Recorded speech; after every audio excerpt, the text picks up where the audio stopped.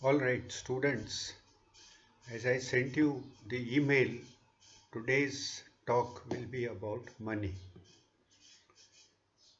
But I would like to link this talk with the previous talk, which was about the economy. As you recall, the economy consists of many markets. Modern economy has thousands upon thousands of different markets intersecting. Okay, food and clothing and transportation and mobile phones, entertainment, so many different markets, software, hardware, auto, housing. So, all these markets are operating almost, you know, 24 by 7, many of them, and each of them allows people to buy and sell. So, money is required in each one of them. So, if you have seen the diagram which I have sent you, that how the money flows. A simple picture, some software engineer buys groceries and then the grocer buys from the wholesaler and so on. The whole cycle of money, but this is just one cycle. There are millions upon millions of such cycles making up the economy, and money is making these cycles operate by and large. Barter trades are very small fraction nowadays. So you can understand the importance of money. It's what makes the economy operate. Each and every market, each and every exchange, if you put aside for the time being barter. So, in a literal sense, it is true, there is an English saying, money makes the world go around. It is true. But I would like to add one comment also that each person in that cycle, for example, the diagram which I sent you, there is a software engineer, grocer, wholesaler, and so on. Then there is the owner of the software company and the whole cycle, auto dealer. These are, let us say, 8 individuals, let us say, in that diagram. So each individual, why is he in the market? Why is an individual in the market? Because the individual has his or her own life. There are certain necessities in life, there are certain desires, certain preferences. You want to buy a smartphone, but you prefer to buy XYZ brand, not ABC brand. So there are necessities and preferences and desires and so on. So we have to act accordingly in the market. If you need clothing, you interact with the clothing market and so on. Transportation, you need to go to Chennai. So what are the available options and so on. You look into that. So each individual is in the market for his or her own individual aims, which are driven by necessity, preferences, desires, and so on. Perfectly legitimate. This is how we behave. And we need money to be able to act. If I have necessities and preferences and so on, but no money, then I'm stuck. I'm frustrated. So I must find a way of making money. So I must offer my services, manual labor or software or working in a store as a salesman or whatever, taxi driver, farmer. So I offer something into a market, get money, and then I can fulfill my necessities and all that, right? So money is important. But behind money is the person. In my opinion, the person is even more important. But that's not our subject, but we should never forget that. Who's the most important person in my life? That is me. The same goes for you. And we need money for our individual to carry on with life as we know it, individual life. So, but we'll not discuss that. that is your domain, this is my domain, okay, fine. But we all have necessities, preferences, desires, and so on. And we offer our services. So the cycle goes around. So the first role of money, which I talked about, it's called medium of exchange. So look at that diagram again. On one side, the software engineer is offering software to his or her boss in return for salary. So on one side, software is being given in return for salary. On the other side, money is being passed to get some groceries. So ultimately, from the person's point of view, what went out? Software. What came in? Groceries. But it went out to one party, to the software company, the employer, and groceries came from somewhere else. Like that, it's a complex network. So money helped on both sides. You got money in exchange for software, and then you gave money in exchange for groceries. So money is medium of exchange. No software company gives grocery in exchange for software, right? And no grocer gives you groceries in exchange for software. The grocer wants money, and the software company will only give you money, not groceries. So we juggle things around, but money is what makes it possible. So it's medium of exchange. The first role of money is medium of exchange. I will write this down in the description box. First role, important role, which I have already discussed. Then it has a second role.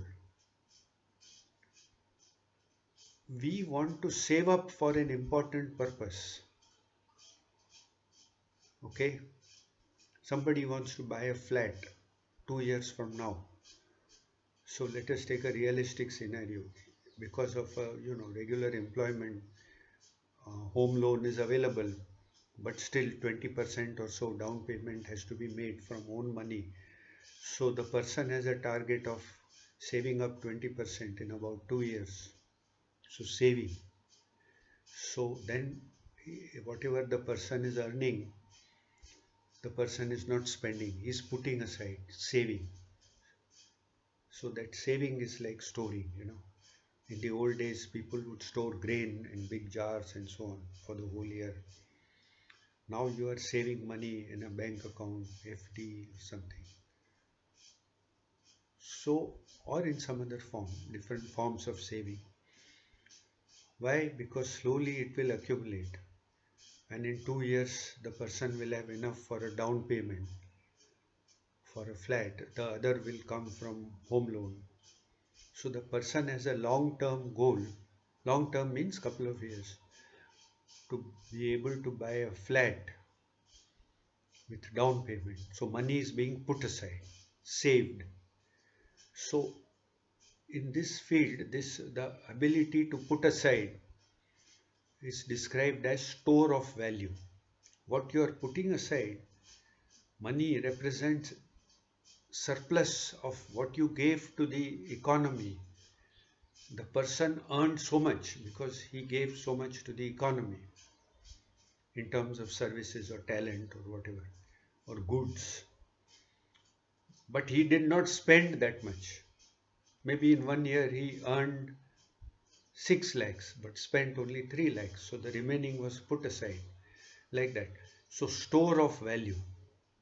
So that is called store of value. So money has two important functions you can easily understand from your life. One is medium of exchange. When you spend, immediately get something in return.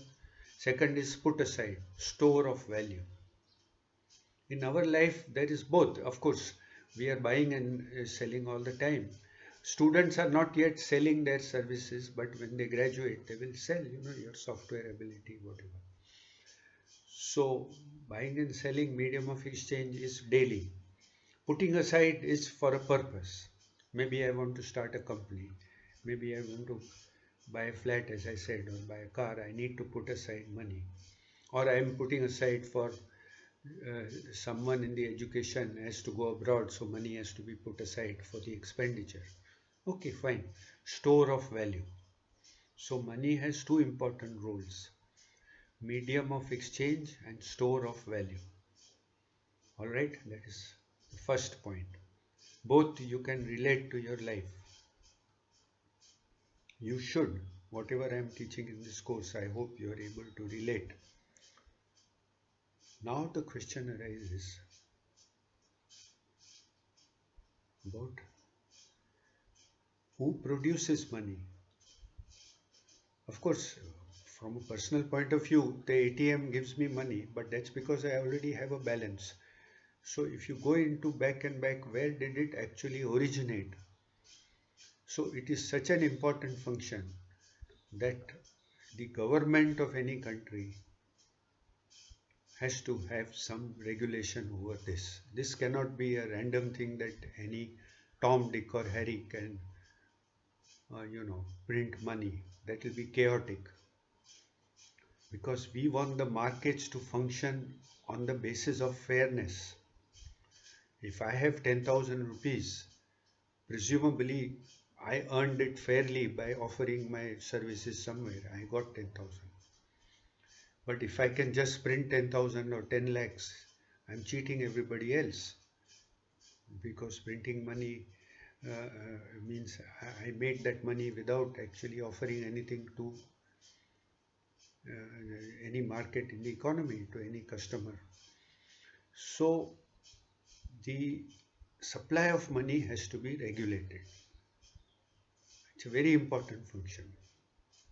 In India, it is done by the Reserve Bank of India. As far as I know, Dr. B.R. Ambedkar wrote the framework, the plan for how RBI should function. We are working according to that. So if more money has to be introduced into the economy or less money, etc., all that is decided by the governors of the Reserve Bank of India. There are two things about money. One is the quantity of money, how much money is in the economy, that they can govern by printing or not printing, etc. Second is at what rate it is being made available. So whoever wants to make use of money, put it to some use in a business, there is some interest rate associated with it. You all know what interest is, right? 3%, 5%, whatever. So there is a gradation of rates, but essentially the base rate is defined by the Reserve Bank of India. So they make available money and also they specify the rate. Generally, the rule of thumb is that if the rate is lower, more people are induced to borrow money and put it to business purpose, spending or investing in some business, both ways. The rates are higher, it works like a brake. People slow down a little bit. So the effect on the economy, higher and higher rates are like brake, and lower rates are like removing your foot from the brake, letting the vehicle move a little faster. Lower rates, higher rates. So there is quantity of money and there are interest rates. Okay. Recently, if you have watched the news, RBI has lowered the rates in the hope that people will participate more actively in the economy. Now, whatever quantity of money is there in the economy, it moves, as I told you, through markets. So there is some way, an approximate way of judging that how fast it is moving. So they have taken a term from physics, velocity. So depending on how fast the money is moving through an economy, they are able to come out with some figure, whether the money has a good velocity through the economy or not, how fast It is moving from person to person, company, person, like that, circulating. So together, the quantity of money, the velocity, and the interest rate, they decide how, they have some impact. They don't decide. Actually, participants decide. Let us face it. People have to make decisions. You have to make a decision whether to buy something or not. A businessman has to make a decision whether to invest in a new factory or not. So I should say this is very important. I just almost made a mistake. The people decide, but these things, interest rate and velocity and quantity of money and so on, they influence their decision. They may tip the decision in favor of investing or not investing, because the decisions are not easy. You have to make some projections.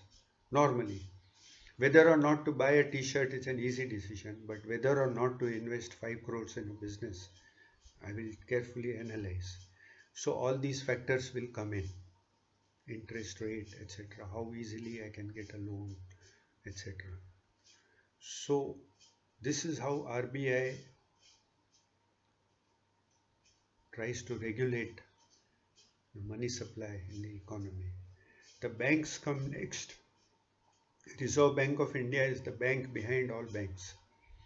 Then there are so many banks. Okay, Reserve Bank of India is a special kind of bank. It's the bank of banks, but it is a part of the government. So then there are the banks which can extend you loans and so on. So they are influenced by RBI policies. Then the customer interacts with the local bank, not with the RBI. Okay, so this is how the money system operates, the banking system. Okay, I think today I will end my uh, talk at this point, so that you know a little bit about money that you spend every day, you take out from ATM and so on, but why it is important and roughly how it is regulated in an economy.